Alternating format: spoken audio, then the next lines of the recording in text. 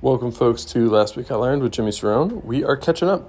The podcast is almost back on track with the newsletter. I'm trying to do a little bit more than one a week to catch up. So without further ado, here is, this is 2 weeks ago. So we're going to start off with Apple Vision. This is an article from Stratechery. I can never pronounce the newsletter's name, but it's incredible, really great long-form pieces.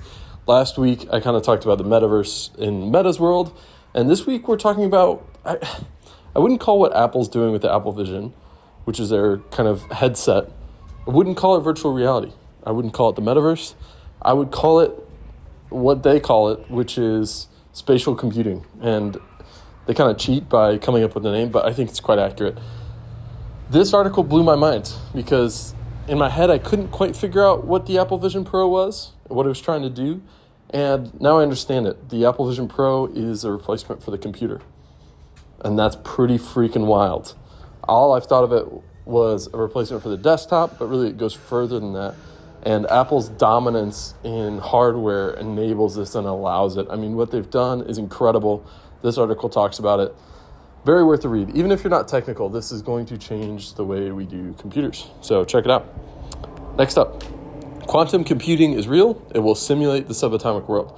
So kind of continuing on this theme of hardware changing the world, we're going to talk about quantum computing. And what I really like about this article is quantum computing can be really intimidating, and I found it intimidating in the past.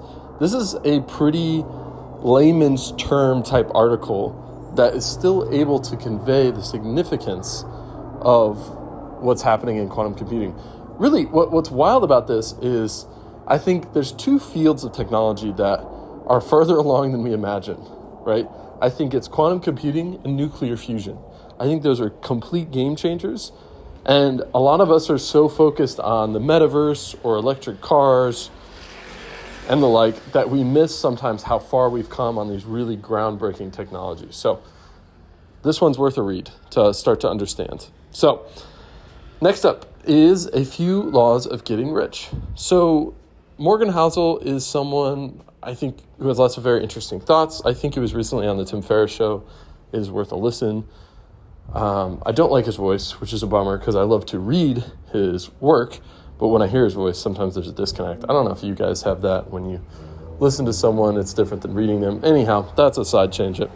But what I really like about this article is it's kind of on the theme of his most recent book, which is about things that don't change.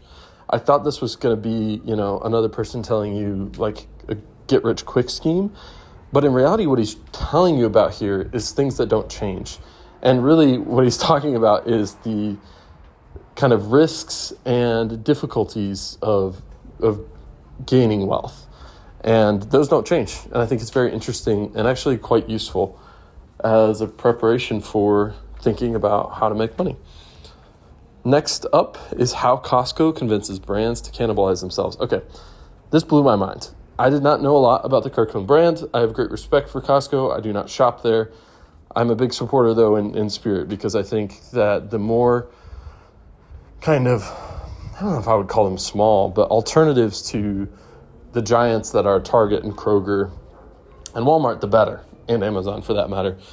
But what they're really doing here is a really fascinating strategy with Kirkland, and I'm shocked it works. This is a really great read. It's kind of like it reminds me of a Harvard Business case study where it's just really interesting and in-depth without being overwhelming. So, great stuff. Last up is called Falsehood Programmers Believe About the Law. So, I've been watching Suits. I've been thinking a lot about the law. I've been thinking a lot about shallow dives, which is kind of my term for quick ways to learn. I think a lot of times I get stuck in what I call deep dives, which are, a long, protracted look at a particular topic. And I want to do a deep dive on everything, but I can't. And so kind of the carrot I've given myself is a shallow dive where I take a half an hour and I try to learn about a topic, or I try to learn about it passively, right? So I've done this with food. It's like, okay, I'm going to buy a cookbook from a different culture and just try to understand it that way. It's like a shallow dive. It's not super intense, but I learn a lot. And so in watching Suits, I've been surprised at how much I've learned about the law, just understanding, the process, how lawyers think. I know it's not a super accurate thing, but I found this article really helpful post-Suits. I've read it post and pre-Suits, and First time I read it, I kind of had a vague understanding. It was helpful. And then after watching Suits, I was shocked by how much more I was able to pick up. So +1 for Shallow Dives, +1 for this article. Great stuff. All right. Finally, I'm going to get to the idea of the week. This is one of my favorites. So I've just recently started publishing to Medium again, some of the stuff I like most, and this made it to Medium. So I have been thinking a lot about careers, and there's this book called The Black Swan, which talks about kind of this phrase anti-fragility. So there's a lot to get in here. But basically, his thesis is that for most of human history, we lived in a world where things were, not that different than average. Your average apple is not much bigger or smaller than the smallest or biggest apple around, right? But, we live in a world where there are huge differences. And so he called Mediocristan the old world, where things were, fairly similar. And the new world is Extremistan, where, you can have someone who's worth $200 billion and someone who has $0.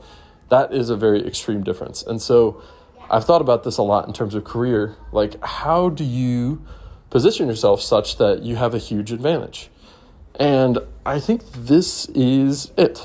And it is, you are what you can risk. So if you can risk something that no one else can, you're going to be incredibly valuable. And I don't have this fully fleshed out, but for me, what this looks like is I grew up asking lots and lots of questions and not really fearing looking dumb. And so I'm willing to risk my intellectual reputation.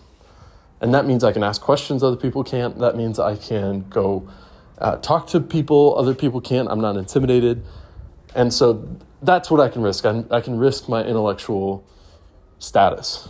And it's very powerful. And so I think this is one of the ways we think about careers, though, is what can you risk? What are you able to risk? I think, for example, one we see a lot and are familiar a lot with is young people risking their finances and their time for a startup or at a law firm, right? And so that's kind of young people arbitraging the fact they have time and, youth to risk. So I'm going to be thinking more about this of what can I risk? And I'll be thinking about this in terms of what kind of reward can I get. So I think it's interesting framing. Let me know what you think of it and what you find yourself willing to risk and what you've risked in the past and how that's worked out.